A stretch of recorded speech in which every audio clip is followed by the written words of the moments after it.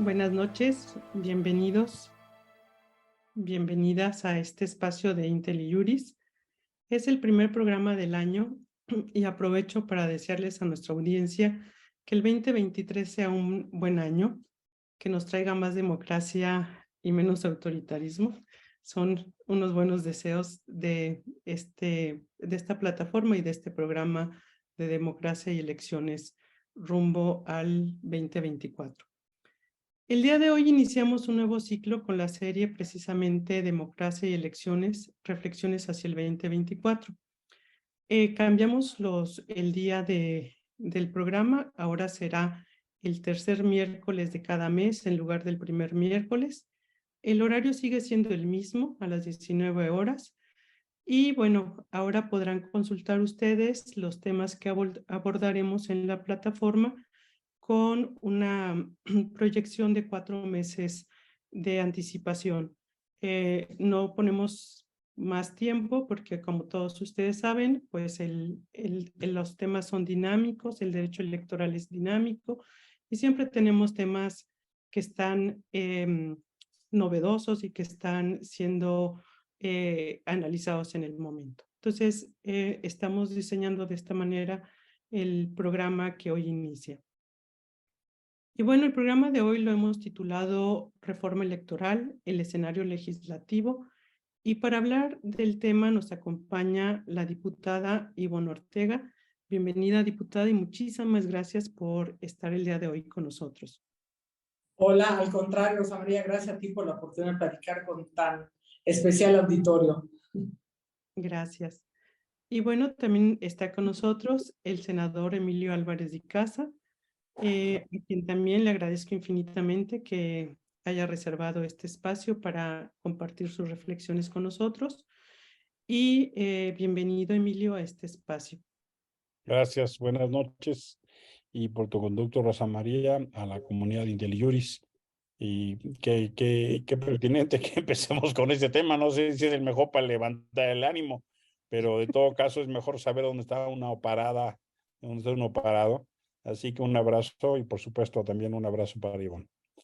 Muchas gracias. Bueno, antes de dar el uso de la palabra a nuestros invitados, voy a permitirme dar una breve semblanza, leer una breve semblanza.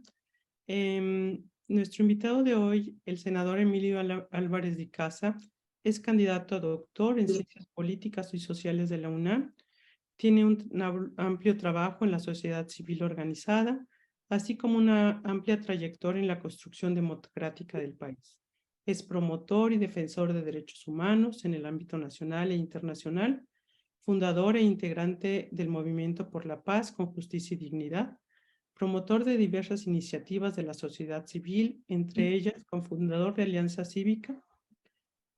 También se ha desempeñado en diversos cargos públicos como secretario ejecutivo de la Comisión Interamericana de Derechos Humanos, presidente de la Comisión de Derechos Humanos de la Ciudad de México, bueno, del Distrito Federal en su momento, y consejero electoral del Consejo General del Instituto Electoral del Distrito Federal. Actualmente es senador independiente por la Ciudad de México e integrante del Consejo Nacional Promotor de la Iniciativa Ciudadana Ahora. Bienvenido, senador. Y bueno, también tenemos, también el día de hoy nos acompaña la diputada Ivonne Ortega Pacheco. Ella es licenciada en Derecho y maestra en Ciencias Públicas comparadas por la Facultad Latinoamericana de Ciencias Sociales, por la FLACSO. Cuenta con una amplia trayectoria política en la que ha ocupado diversos cargos de elección popular. Fue la primera gobernadora del estado de Yucatán, donde tuve la oportunidad de saludarla el fin de semana. Es senadora de la República, diputada federal, diputada local, así como presidenta municipal de Semul, Yucatán. Bueno, ahí me corregirá la pronunciación yucateca. Militó en el Partido Revolucionario Institucional, donde también ocupó diversos cargos partidistas. Actualmente es militante del Partido Movimiento Ciudadano, donde asumió la Coordinación Nacional para el Empoderamiento Ciudadano y representante de Movimiento Ciudadano ante el Consejo General del INE. Pues, como ustedes saben, tuvimos 2 procesos legislativos en el 2022 para aprobar reformas electorales. Se inició con una propuesta de reforma electoral constitucional, la cual fue rechazada en la madrugada del 7 de diciembre. Sin embargo, ese mismo día se presentó por la tarde ante la Cámara de Diputados lo que se ha denominado el famoso Plan B, que contempla un paquete de leyes electorales de las que ahorita platicaremos. Y posteriormente, la madrugada del 15 de diciembre, se aprobó por el Senado dichas reformas, pero se remitió nuevamente a la Cámara de Diputados. Y bueno, desde el punto de vista de la ciudadanía, la aprobación de estas reformas fue muy confusa. Hubo una serie de reservas en la madrugada que no supimos cuáles quedaron aprobadas, cuáles no. Y bueno, hasta el día de hoy no tenemos claridad de cuál es el estatus que guarda la reforma, porque no, hasta el momento lo único que se han sido publicados es el decreto de reformas a la Ley General de Comunicación Social y a la Ley General de Responsabilidades Administrativas. Y bueno, esto conlleva que sea importante que conozcamos qué ha pasado y cuál es el estado de la cuestión en estos momentos. Iniciaríamos con la diputada, dado que está ahí el decreto, con la diputada Ivonne Ortega, y le preguntaríamos qué nos podría comentar sobre qué le corresponde hacer en estos momentos a la Cámara de Diputados y en su caso, cuál es la proyección de que esto se estaría enviando al Ejecutivo para, en su caso, la promulgación y publicación. Bueno, estrictamente como Cámara de Diputados, digamos que ya concluyó nuestro proceso procedimental, valga la redundancia, ya está en Cámara de Senadores. Yo quiero contar un poco lo que pasa, porque creo que muchos de los diputados, y particularmente los que lo aprobaron, al igual que ustedes y muchos mexicanos, no tienen ni idea de qué es lo que pasó y qué es lo que queda, dónde está, qué pasa, porque ahora sí que mezclaron una serie de cosas que pues lastiman el trabajo legislativo. Antes estábamos acostumbrados a oír las faltas procedimentales. Hoy yo lo que diría son las mañas procedimentales, porque eso ha hecho que inclusive se pueda generar una condición para modificar una ley general, para devolver al Senado. Este artículo 2, bueno, vamos a la madrugada que estás comentando. En ese momento que no pasa la reforma electoral, pasan primero la iniciativa del Ejecutivo y la ponen como de urgente y obra resolución, cuando no tendrían facultad para poderlo hacer. Lo corrigen en el Pleno, sube la presidenta de la Comisión de Reforma Político Electoral a asumir la iniciativa del Ejecutivo como iniciativa de la fracción parlamentaria de Morena, y eso es lo que hace que sí dé la consecuencia que se pueda discutir algo que no se conocía, algo que no se conoce inclusive, hay muchas cosas que todavía no se conocen. Y allí, bueno, la mayoría vota a ciegas, los grupos opositores nos salimos inclusive del Pleno para no ser parte de esa votación, pero ahí se necesitaba mayoría simple. Se manda, como es correspondiente, a la Cámara de Senadores, y aquí me gustaría decirle al senador Álvarez y Casa que pues esté muy atento, porque hay una parte en donde cuando la mandan al Senado, el Senado discute hasta la madrugada, como tú comentabas, y la devuelve a la Cámara de Diputados. Y cuando la devuelve, hay artículos que no toca el Senado. Entonces, al no tocarlos el Senado, pues ya no tendremos facultad nosotros de discusión, la Cámara de Diputados. Y lo digo particularmente porque tiene que ver con esta ley de la vida eterna, el artículo 12 para los partidos, porque lo que realmente tiene, y es donde se agarran y hacen esta maña procedimental que ya estamos lamentablemente viéndolo como una condición permanente para sacar los caprichos de alguien, se agarran de una fe de ratas, literal, en lugar de que diga en la Constitución, decía en esta Constitución. Y con esa fe de ratas modifican el artículo, que es el que devuelven al Senado, el 12, de la vida eterna de los partidos. ¿Qué pasará? Hoy queda en la cancha del Senado.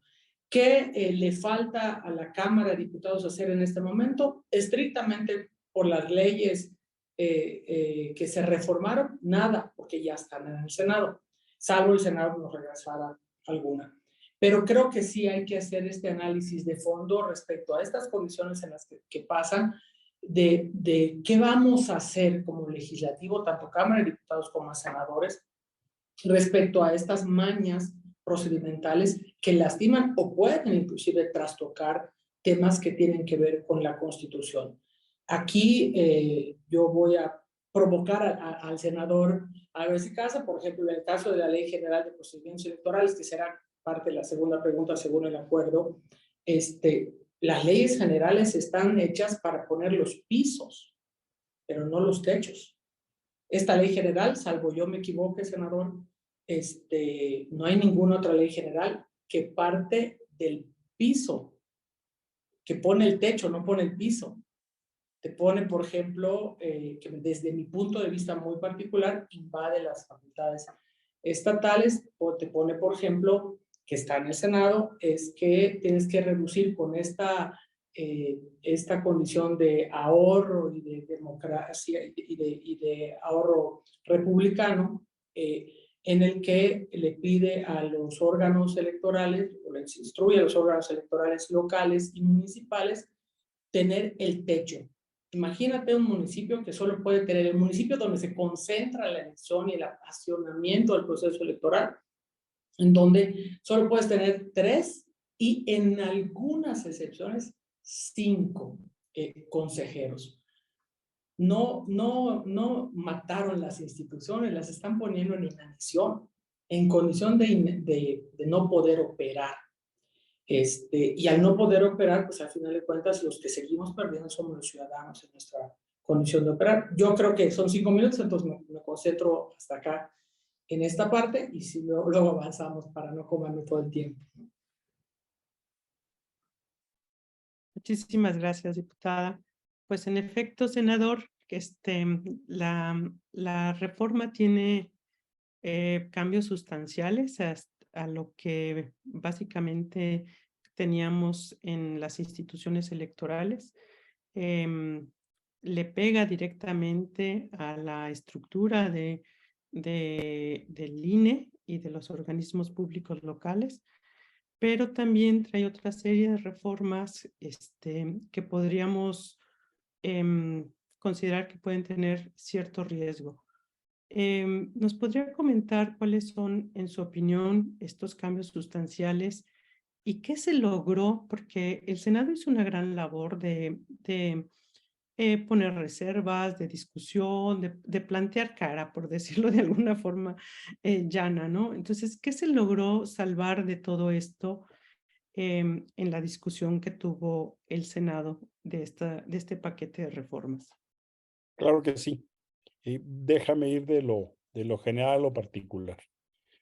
Lo primero es, en realidad estamos hablando de una reforma política de un amplio calado. No es solo una reforma electoral, sí tiene una expresión electoral, pero lo que está detrás es una redefinición del pacto político-social que teníamos en México, es la ruptura definitiva del camino de transición democrática que habíamos venido construyendo en los últimos 30, 40 años, y significa un modelo político de concentración del poder extremo, es decir, quienes construyeron el camino para el acceso al poder, hoy tratan de dinamitar todos los puentes, caminos y vías que se construyeron en los últimos 30, 40 años, incluso muchos de los principios, normas y criterios constitucionales fueron construidos con su contribución.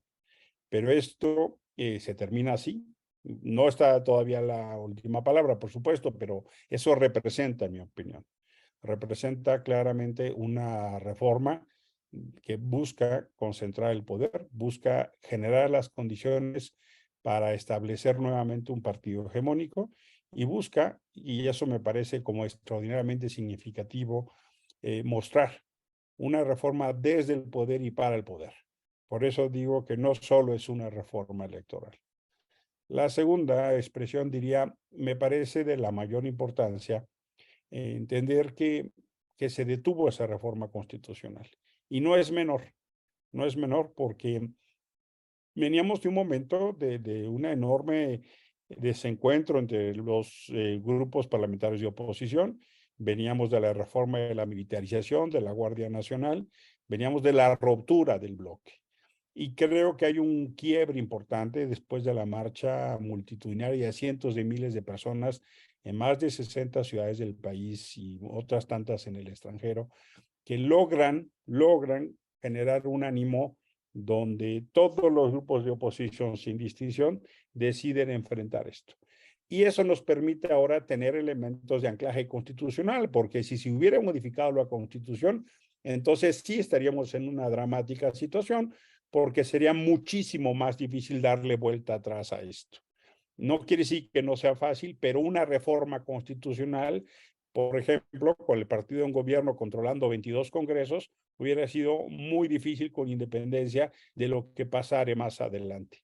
Eso se detiene y como tú bien dices, Rosa María, hay una confusión, porque este gobierno ya aprendió a que cuando se detiene una reforma electoral prioritaria para el presidente, entonces inmediatamente mandó la bola rápida para que el efecto de la derrota de la reforma constitucional fuera menor.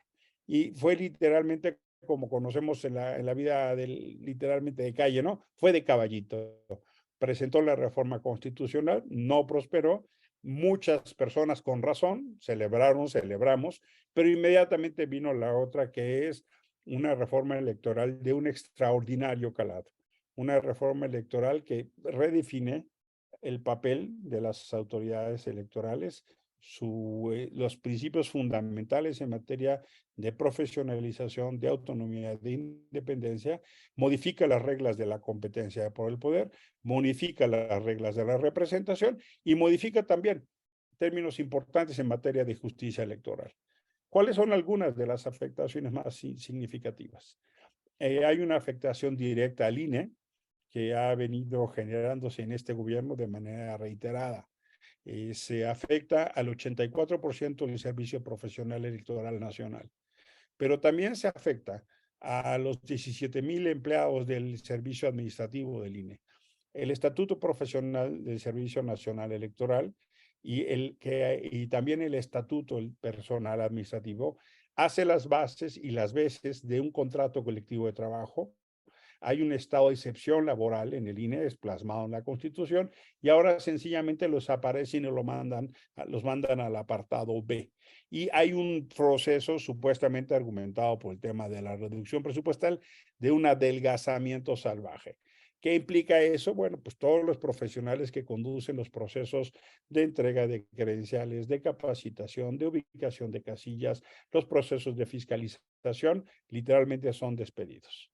Y se pasa a un modelo de la profesionalización que hemos intentado construir los últimos 30 años, a un modelo, déjame decirlo, pasamos del modelo de riego al modelo temporal. Una disminución extrema para tener solo una persona de servicio profesional por distrito y los demás eventuales. Hay un riesgo grande ahí, claro.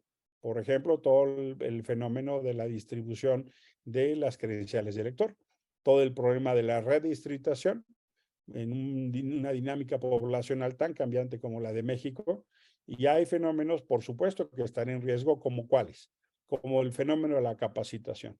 Se reducen a la mitad los tiempos de la capacitación y eso genera entonces un muchísimo mayor riesgo de lo que significa el fenómeno de la ciudadanización llevada hasta la casilla. La ciudadanización del INE no es solo que participen el Lorenzo Córdoba o Ciro Murayama.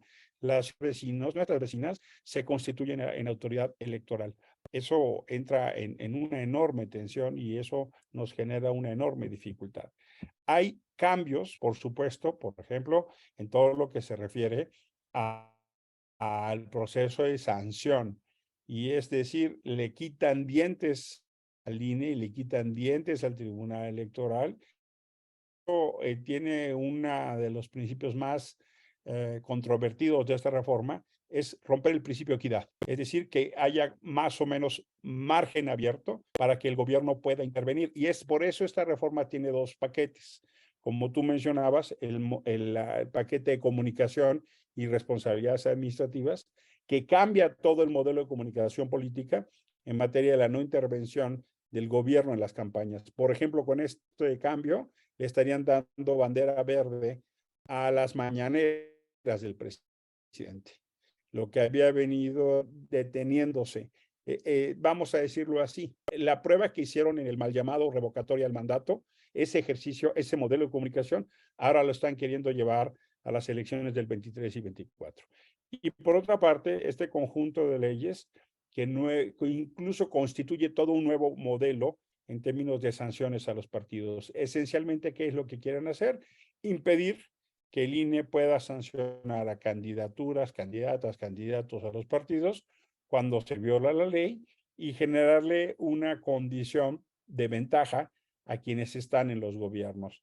Hay una enorme repercusión en materia, por supuesto, presupuestal. Ya decía Ivonne, temas muy críticos de los soples. Por vía de esta ley se quiere, y yo estoy absolutamente de acuerdo con ella, se invaden competencias del orden estatal y se invaden incluso no solo en materia del orden de lo que se refiere a los órganos electorales, incluso hasta los órganos de representación constitucional. Es decir, hay un fenómeno de una expresión manifiesta de venganza sin acabar de entender que ya no es el INE del 2006, que ha habido un cambio notable y que termino diciendo, lo notable es que quien ha tenido triunfos reconocidos por este INE en más de 25 elecciones importantes, me refiero a la presidencia, a la Cámara de Diputados del 18, a la Cámara de Senadores del 18, la de 21 del 18, 22 gobernaturas, ya no hablo de municipios y congresos locales, es el que quiere hacer este tipo de cosas. Generalmente quien pierde es quien pide cambio de árbitro. Aquí es la ironía de que quien gana pide cambio de árbitro. Y la verdad es de una extraordinaria preocupación, Rosa María. En efecto, muchísimas gracias, senador. En efecto, es tremendamente complicado el tema de cómo modifica precisamente los principios de imparcialidad que están en la Constitución a la hora que permitirá que se den este tipo de discusiones en las mañaneras y exponga logros, lo que hizo en el ejercicio de la revocación de mandato y que por ello fueron varios sancionados. Pero también yo lo que veo un tema ahí y con esto enlazo la pregunta con la diputada. Hay un tema que es fundamental. A la hora de toda la reforma del 2006, ellos pugnaron porque actores externos no influyeran en el resultado electoral. Y estos actores externos, básicamente estamos hablando de servidores públicos y de medios de comunicación. O sea, y además que el poder del dinero no influyera en el resultado electoral. Estos tres principios de que otros factores no intervinieran, pues ahora con las reformas, pues estamos viendo que esta reforma trastoca estos principios fundamentales como es la institucionalidad electoral, los principios de imparcialidad y equidad. Y bueno, como también vemos, hay invasión de competencias locales. Desde su análisis, diputada, además de esto que comentamos, ¿cuáles serían como lo más preocupante y lo que es importante ponerle a la Corte a través de diversas acciones para que la Corte defina si estas reformas son constitucionales o no? ¿Cuáles son los aspectos más preocupantes desde su punto de vista? Mira, yo creo que lo que más preocupa es esta insistencia en tomar el control del órgano electoral. A todos nos ha convenido esas transiciones que han venido teniendo el fortalecimiento de nuestra democracia. Muchos de los puntos que hoy están en la Constitución fueron propuestos en ello por el mismo partido, por la misma persona, en el 2006, en el 2012, y luego en el 2018, al convertirse en gobierno, resulta que lo que ellos propusieron, ya siendo gobierno, ya no quedaba cómodo. Y como no alcanza para hacer una reforma constitucional, entonces hacen a través de la Ley General de Comunicación Social casi un derecho humano del gobernante a la comunicación en tiempo de elección. Para que puedas tener el ejercicio que hace el secretario de Gobernación hace 2 o 3 días, me falla la mente para ser exacta, en donde la propia Secretaría de Gobernación, con los gobernadores que hoy tiene el partido en el gobierno, hace un anuncio para hacer la campaña de las corcholatas, como que son coloquialmente conocidas, del propio partido en el gobierno. Pero dice el secretario de Gobernación, yo soy transparente. Es como decir entonces, bueno, pues yo sí, algún asesino diga, pues yo sí maté a no sé quién, pero como soy transparente, pues no es delito. Y todavía no está en vigencia. Las reformas a leyes generales, no a la Constitución. Luego, en la Ley General de Responsabilidades Administrativas, tratan de justificar esta parte de que si no hay dinero público, pues entonces pues puede estar presente el funcionario en turno. Luego viene con la Ley General de Procedimientos Electorales, que está, desde mi punto de vista, lo acaba de ratificar el senador Álvarez y Casa, me parece que ponerles un piso a los OPLES locales y ponerles una condición de inanición, sacrificando esta profesionalización que se ha venido construyendo durante mucho tiempo, se pone en riesgo mucho más que una elección. Se pone en riesgo la democracia, se pone en riesgo la credibilidad, muchas de las cosas. ¿Cuáles son los riesgos? Me parece que el riesgo más grande es esta obsesión de tener el control del órgano electoral. Y aquí voy a poner algo que tiene que ver un poco más en lo político que en las reformas electorales, pero que tiene que ver con el control del órgano electoral. En abril se van 4 consejeros electorales. Y ahí tendríamos que estar todos muy atentos a que ningún partido que tenga un número de diputados que le pueda servir al gobierno en turno pueda darle las 2/3 partes para elegir a los 4 consejeros, porque además se elige en una votación diferente al consejero presidente del INE. Y el consejero presidente del INE tiene facultades particulares que pueden afectar también a la democracia si sirve hacia a alguien en particular. ¿Cuál ha sido el éxito del órgano electoral a partir de que se fueron haciendo autónomos? Precisamente que con autonomía han dado triunfos a diferentes colores, a diferentes partidos, a diferentes personas, en diferentes cargos. Pero hay que estar muy atentos a esta conformación que ahora tendremos que estar, ahora que regresemos a las sesiones ordinarias, tendremos que volver a revisar la convocatoria, precisamente por el tipo de perfiles que se mandaron, particularmente a la Comisión Nacional de Derechos Humanos, para esta mesa técnica electora de los consejeros. Si ningún partido cae en la tentación de pensar que puede tener algún consejero a su servicio, vamos a seguir teniendo un órgano autónomo. Pero si algún partido cede a esa posibilidad de tener inclusive negociar la presidencia del INE, hay que estar atentos todavía al futuro. O sea, ¿qué me preocupa? Me preocupa esa obsesión de intromisión, de control al órgano electoral. Eso es lo que verdaderamente me preocupa. Más allá que como diputada, más allá, me preocupa como ciudadana, me preocupa lo que va a pasar a México. Sí, vamos perdiendo lo que ha costado muchos años lograr. Muchísimas gracias, diputada. Pues en efecto, tenemos ahí un tema que viene en abril, que ya está en curso. Ya se emitió la convocatoria para la designación de los 4 nuevos consejeros, incluido el presidente. Y bueno, hay una cadena impugnativa por ahí interesante que el día de hoy incluso resolvieron algunas cosas sobre los integrantes del Comité Técnico de Evaluación. Es un tema que tendrá que abordar la Cámara de Diputados, pues en cuanto regresen al periodo de sesiones.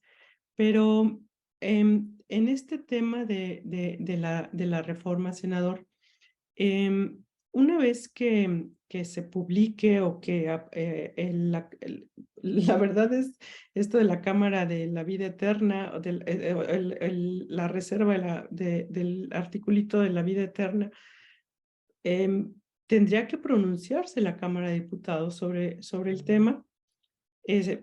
Si es que hay un cambio sustancial, y en su caso, pues ya se tendría que publicar el resto de leyes que están pendientes de publicación.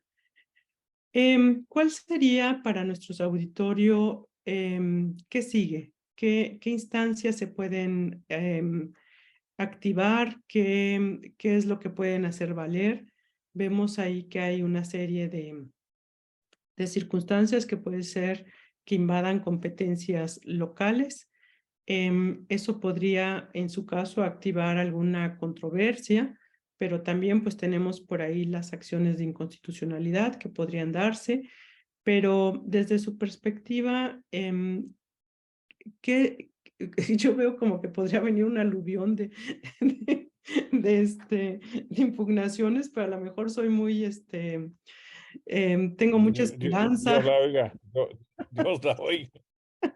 Tengo la esperanza de que así sea, Voz de pero bueno. profeta. ¿Pero qué piensa usted? Ya, mira, en realidad, procedimentalmente hablando, el cambio que sigue es muy menor. Como bien dice la diputada Ivonne,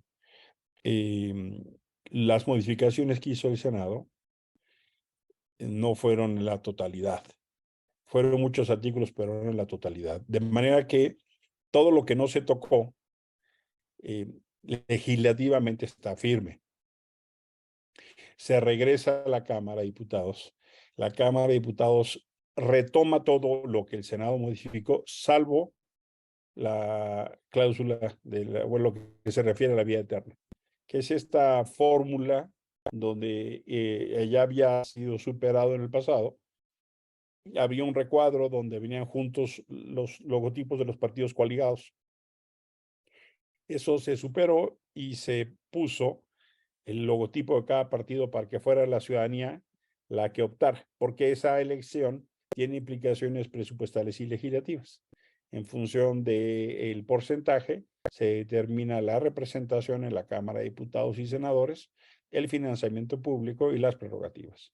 Por eso es tan importante, porque el ciudadano decide. El escándalo, el costo y el señalamiento fue de tal magnitud que López Obrador no quiso asumir el costo de eso y obliga a su grupo a cambiar nuevamente, con un costo alto, porque entró entonces en pausa de más de un mes, mes y medio, este paquete legislativo, porque venían dos dictámenes. El dictamen que refiere a comunicación y responsabilidades ya está, de hecho ya se publicó y ahorita están corriendo los plazos para el combate constitucional.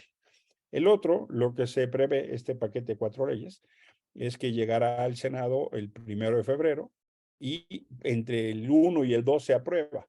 Se está esperando una aprobación rápida, no leemos una cosa distinta. En su caso, sería la semana posterior, la primera semana de febrero. Y con eso, lo que estaría siguiendo la ruta procesal es su publicación en el diario oficial. Una vez que se publica en el diario oficial, se tiene 30 días y esencialmente hay 3 mecanismos de control constitucional. Primero es la acción de inconstitucionalidad, que lo pueden presentar al menos una tercera parte de los integrantes de ambas cámaras. En ambos casos va a pasar. O sea, yo te adelanto, Rosa María, nosotros ya firmamos la representación, ya dejamos firme para combatirlo, ¿no? Estamos acabando justo los últimos elementos y argumentos, pero no tengo duda que este instrumento de las minorías en ambas cámaras se va a ejercer. Por supuesto que se va a pulir y eso ahí afortunadamente todos estamos parejos, toda la oposición jale a los mismos términos y ahí vamos a combatir. Está el Movimiento Ciudadano, está el Grupo Plural, está el PRD, está el PAN, está el PRI, está el PRD. Ahí en conciencia se va a hacer. Hay un segundo instrumento que es la controversia constitucional, como tú bien decías, que refiere a aquellas instancias o poderes u entidades que sienten su competencia invadida. Y entonces hay una invasión de competencias y se hace valer el pacto constitucional para respetar esas atribuciones que originalmente estaban establecidas. En este caso puede ser entidades como el propio INE, que tiene personalidad jurídica para ese fin, el Tribunal Electoral del Poder Judicial de la Federación, los soples, o incluso puede haber congresos estatales que pudieran entonces hacer una controversia en esta facultad. Y hay un tercer instrumento que tiene doble vía, es la vía del amparo. Es decir, hay una primera afectación para los trabajadores del INE, las y los trabajadores, bien de servicio, bien administrativos. Ahí hay dos cuerdas, la cuerda, por supuesto, del amparo directo y también la cuerda del Tribunal Electoral del Poder Judicial de la Federación, porque para efectos laborales es autoridad por mandato constitucional. Entonces ahí los amparos y el litigio tiene estas dos vías. Pero hay una segunda posibilidad que es parte de lo que muchas organizaciones ciudadanas ya están analizando, que haya amparos ciudadanos, justo por la afectación a los derechos civiles y políticos. Y que esto pueda generar, sí, una resistencia. ¿En qué ánimo? Pues en el ánimo de combatir todo lo que está contra la Constitución. Y que afortunadamente son muchos elementos. De manera que entonces está corriendo el mes de enero, ya se están preparando las controversias que refieren o las acciones que refieren a combatir este modelo de comunicación contrario a lo que establece la Constitución y también lo que refiere a las sanciones de los servidores públicos. Aquí, por ejemplo, las corcholatas no tendrían sanción si siguen haciendo lo que están haciendo o cosas como las que hizo Dan Augusto. Esto que dice porque es transparente, no es delincuente. Claro que es delincuente. O sea, la reunión que tuvieron en gobernación es un delito, punto. Los letreros que ponen son un delito. ¿Y cómo se le llama a quien que hace un delito? Pues se le llama delincuente, ¿no? Y tenemos por ejemplo, el caso de Claudia Sheinbaum, es una delincuente reiterada, porque en la revocación del mandato el INE la sancionó. Y hay una práctica reiterada y sistemática. Y el otro conjunto, y esperamos muchas de las organizaciones que convocamos a la marcha el 13 de noviembre, que haya una respuesta ciudadana importante, porque nos parece que la vía de la acción legal es también una vía para la defensa de nuestra democracia. Por supuesto que hay una enorme preocupación en materia de lo que pudiera suceder en la Suprema Corte, pero también debo decir que los resultados de la elección del 2 de enero nos dieron una bocanada de aire fresco. La llegada de la ministra Piña, o que el ministro Gutiérrez Ortiz Mena fuera la segunda persona más votada, o el cambio de las mesas de la propia, las salas, perdón, de la Suprema Corte, manda un mensaje. Y es un mensaje de reivindicar la autonomía, y eso creo que se hace muy importante, sobre todo en unos tiempos donde hay una enorme controversia por una ministra que plagia su tesis y que es una vergüenza que siga ocupando ese lugar. Permíteme complementar el senador Álvarez y Casa. Es importante saber esto que les comentaba de la maña procedimental a la que se ha acostumbrado. Llega particularmente el artículo 12, que es el que garantiza la vida eterna a los partidos, que son por los que aceptan tanto PT como Verde para transitar en esta reforma que tiene un alto costo político y que había resistencia. Recordarás que se queda el Senado, se queda la Cámara de Diputados mucho tiempo en pausa. Pues es porque estaban en esa negociación de a ver cómo sí lograban transitar esos votos, porque corrían el riesgo que la reforma no saliera inclusive con los votos de PT y Verde, si no fuera solo con Morena. Se regresa al Senado y en el artículo 12 el Senado no toca el artículo. Y está mandatado a la Cámara que cuando eres Cámara de origen, en este caso la Cámara de Diputados, y regresa del Senado, tú solo puedes discutir lo que reformó el Senado. Regresa y empiezan a buscar cómo, porque tiene un alto costo político, un alto costo en ese momento respecto a la vida eterna. El presidente no quiere asumir ese costo y empiezan a buscar cómo y se entrampa y vuelven otra vez que nos habían convocado creo que a las 11 de la mañana y a las 7 de la noche todavía no empezábamos a sesionar. Era porque no encontraban cómo, porque no hay manera de violentar ese proceso legislativo. ¿Cómo lo encontraron ellos? En una fe de ratas. Y ahí seguramente cuando tengan el cuadro comparativo lo señalarán en el Senado, porque solo cambian de esta a la. Y con esa chicana determinan que sí se modificó el artículo 12 y entonces lo separan y lo mandan solo al Senado. Inclusive nosotros, mi compañero Marco Rodríguez, le pregunta 3 veces al presidente de la Cámara cómo es que estaba mandando solo ese artículo del Senado, porque no podíamos tocar ese artículo ya que no fue tocado en el Senado. Lo pongo en consideración porque sí es importante que nosotros nos aboquemos, senador, a buscar cómo estas chicanas, mañas procedimentales que antes eran faltas de procedimiento, puedan irse acotando la Cámara de Diputados, la Cámara de Senadores y los congresos locales para que un error de dedo no resulte que pueda trastocar la Constitución. Sí, sí, en realidad creo que este ejemplo es muy descriptivo. Hay una serie de barbaridades procedimentales. Y dicen los clásicos, cuando tu adversario se equivoca, no lo distraigas. Este y otros, muchos otros, van a formar parte del expediente para ir a la Suprema Corte. Porque no puede ser, por ejemplo, en el Senado de la República, cuando sesionaron ilegalmente las comisiones. Tenían que haber sido Comisiones Unidas y no sesionaron en Comisiones Unidas. Tenían que haber dado un tiempo de 24 horas, no lo dieron. Gobernación no tenía quórum para sesionar y decidieron sin ese quórum sesionar. Y luego convocaron sin 24 horas. Y la paralela, que era Estudio Legislativo segunda, se convocó fuera de tiempo y forma. Son una serie de barbaridades producto de la presión que ejerce un liderazgo pues que no le importa más cosa que ella que su voluntad. Y como los legisladores de Morena tienen como norma suprema no moverle en una coma y quedar bien con el trato a Bani, pues no se atreven a decirle que no al señor. Eso, todas esas quebrantos de procedimiento son elementos, y hay que decirlo, la Suprema Corte ya ha declarado inconstitucional leyes completas, por ejemplo, la de seguridad interior, justo por este tipo de errores.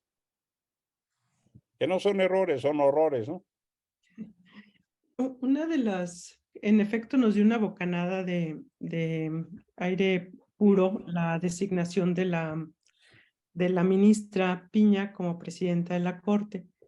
Pero pues aún está ahí el tema de la tiranía de los 4 votos, ¿no? Si no se logran los 8 votos para que se declare la invalidez de la norma, pues podemos tener una gran discusión, podemos tener que 7 ministros compartan que esto es inconstitucional, pero si no se logran esos 8 votos, pues tendremos un resultado adverso. Y podríamos pensar que hay alguna otra vía, además de los amparos y bueno, lo mismo pasaría con las controversias, ¿no? La tiranía de los famosos 4 votos. Una vez que se empiece a aplicar la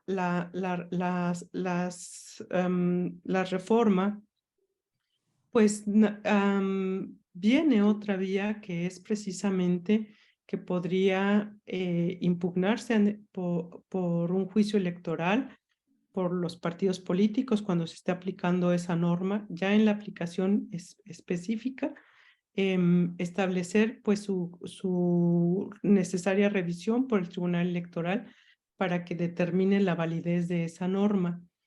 Es decir, tenemos como un caminito un poco más empedrado, porque es piano, pianito. Este es acto de aplicación con momento a momento, pero que podría darse un resultado si en su caso la Corte no resuelve en tiempo, y se puede dar este tema de que no se logre declarar la invalidez, porque ya tenemos, no sé qué piensen ustedes, pero podría darse un tema de que el Tribunal Electoral, que puede ser más empático incluso con el tema este de las normas inconstitucionales, pues pueda ir revisando piano a pianito la aplicación de la norma y tener por ahí también algún resultado positivo. ¿Qué piensan ustedes? Pues sin duda yo creo que elementos hay, acaba de comentar el senador.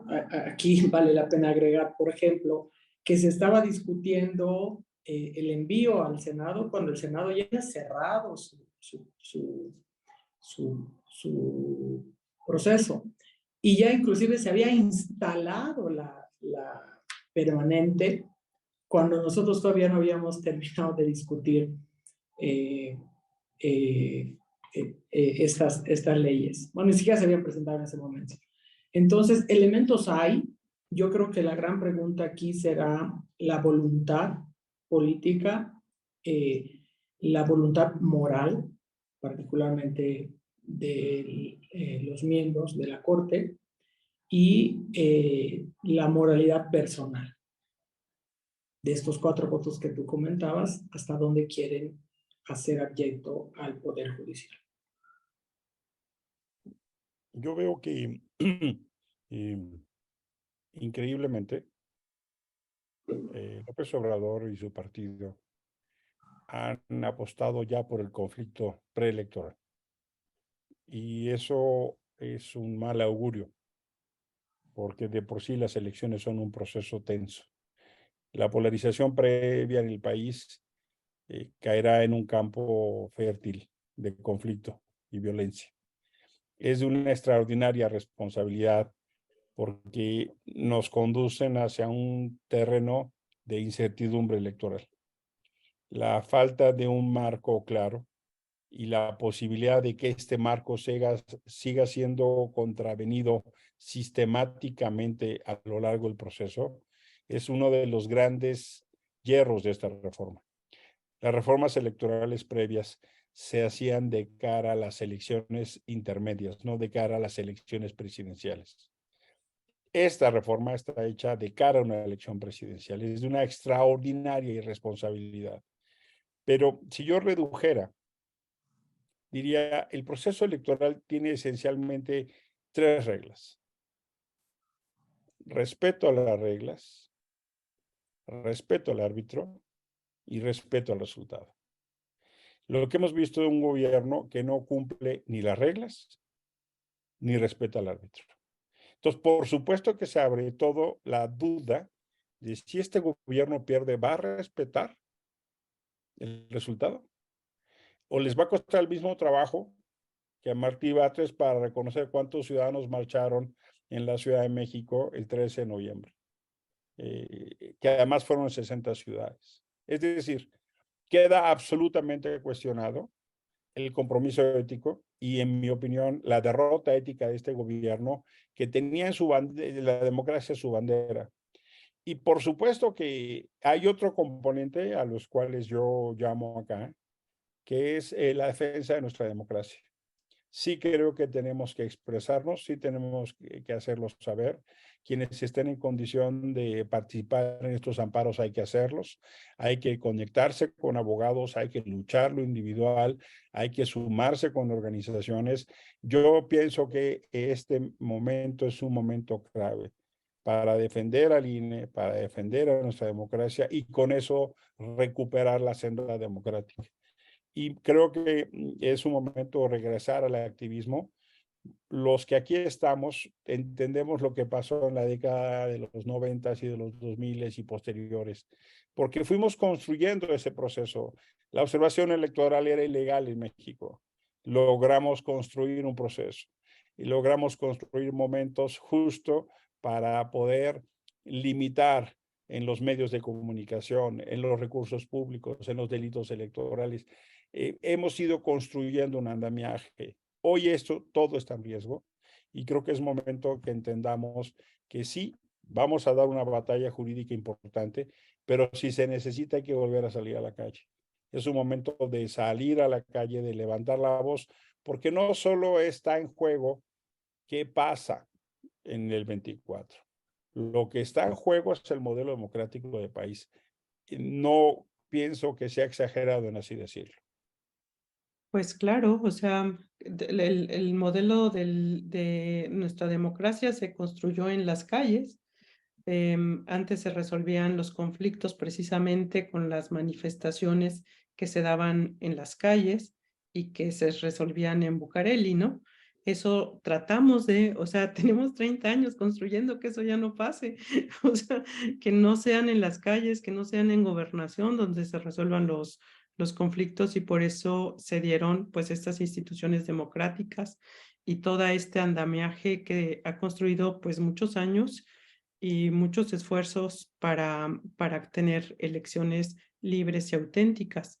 Entonces, en efecto, tenemos ahí un tema de riesgo a nuestra democracia y tenemos acciones que no teníamos en los años 80, como son estas acciones legales, pero en efecto, esta plataforma pues también sería para invitarlos a toda la audiencia a que también participe activamente en esta defensa de nuestra democracia y pues si están por ahí las ligas o las formas en que la ciudadanía puede participar, pues se las estaremos también por ahí compartiendo en algún momento si alguien quiere también participar para estos temas, ¿no? Y bueno, tenemos ahí algunas preguntas del público. Siempre tratamos de interactuar con nuestro auditorio. Básicamente nos preguntan, algunas cosas ya se han comentado, pero voy a permitirme leer las 3 preguntas que están en el chat. Una de ellas es, si no se respetó el proceso legislativo, entonces, ¿eso invalida la ley? Esa es una primera pregunta que tenemos por aquí. La segunda pregunta que tenemos también por aquí es si hay alguna posibilidad de que el Senado modifique, debe ser la Cámara de Diputados, pues es ante quien está, aunque la pregunta dice el Senado, modifique algo en esta segunda momento que va a analizar. Y una siguiente pregunta es, bueno, felicitan al senador Emilio, y nos comentan que se reformó la ley de comunicación social, que pretende cambiar la interpretación de lo que es propaganda gubernamental, lo cual implicaría que servidores públicos se puedan emitir opiniones en periodo de campaña electoral. ¿Cuáles serían las acciones legislativas para solicitar congruencia con la Constitución y qué actores les correspondería demandar la constitucionalidad de la aprobación y promulgación de leyes secundarias? Y bueno, lo que hemos estado platicando, cuáles son lo que se contraviene en la Constitución. Y bueno, también tenemos por aquí un comentario en el sentido de que pues se pide que la Jucopo haga una elección seria respecto de las personas que conformarán el Comité Técnico de Evaluación, pues para evitar precisamente la elección de consejeros parciales. Bueno, son algunas de los comentarios, de las manifestaciones que nos hace el auditorio. No sé, tenemos todavía algunos minutos. Diputada Ivonne, algunas conclusiones sobre el tema. Claro, en base a las preguntas, en este momento, lamentablemente, la Cámara de Diputados ya no está. el balón, por decirlo, el balón está en la Cámara de Senadores. ¿Qué se publicó? Se publicó la Ley General de Comunicación Social y la Ley General de Responsabilidad Administrativa. Ahí, esa ya está publicada, habría que ver cuáles son las rutas y cuáles son los resultados que tienen las diferentes instancias legales. La Ley General de Procedimientos Electorales está en la cancha de la Cámara de Senadores. Me imagino que entrarán a discutirla ahora que regresen al periodo ordinario. Y creo que ahí hay que aplicarnos respecto a todas estas condiciones que ojalá puedan evitarse desde la Cámara de Senadores y si no, pues utilizar los órganos jurídicos que nos tocan. En la parte de la convocatoria para la constitución de la mesa técnica electiva para los consejeros, también se revocó la convocatoria y hoy, cuando entremos en unos días, estaremos discutiendo la convocatoria. ¿Qué hemos propuesto nosotros en la convocatoria? Creo que es importante, por ejemplo, que en la Comisión Nacional de Derechos Humanos la propuesta sea, sí, por la presidenta, pero avalada por los consejeros. Hemos propuesto que el INAI transparente su proceso, que él lo ha hecho, y que en el caso de los 3 miembros de la mesa técnica electora que propone la Cámara de Diputados, particularmente la JUCOPO, puedan tener por lo menos el visto bueno de 2 partidos mayoritarios, para que forzosamente podamos buscar el mayor equilibrio posible de las 4 quintetas que van a hacer el proceso para la elección de consejeros y quien encabece cada quinteta, que es de donde se saca quién será el presidente del órgano electoral. Por eso es importante que la convocatoria sea corregida lo más pronto posible y cuidada pues, lo más que se pueda y en medida que podamos transitar. Y es ahí donde dice, bueno, ya es legal en el caso de la Cámara de Diputados, pues cuando es reforma a leyes, pues sí, porque son por mayoría simple. Y salieron por mayoría simple, queda en la cancha del Senado. Muchísimas gracias, diputada. Y bueno, senador, veo que ya nos está compartiendo por ahí en el chat para que todo el mundo vea dónde se puede obtener información para la resistencia democrática. Ahí está, lo pueden ustedes consultar en el chat. Y bueno, alguna conclusión que nos pueda usted compartir sobre el tema del día de hoy.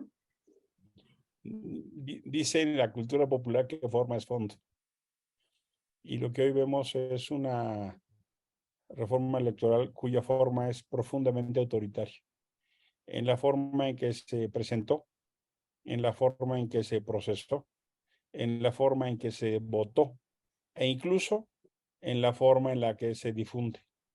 Hoy por hoy, con una serie de engaños muy mezquinos, como si fuera un tema de ahorro, como si fuera un tema de eficiencia, como si fuera un tema de auténtica democracia, tenemos una reforma pues, de Estado, una reforma política, una reforma electoral profundamente regresiva. Y estoy absolutamente convencido de que si no nos movilizamos para esta resistencia democrática ciudadana, infelizmente Morena se va a quedar en el poder a la mala.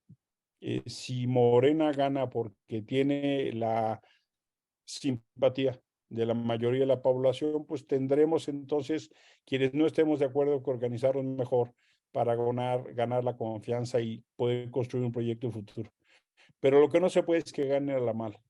Lo que no se puede es que quieran controlar el árbitro, lo que no se puede es que quieran falsear la ley, lo que no se puede es que quieran romper el pacto constitucional, lo que no se puede es que utilicen los recursos públicos para ese fin.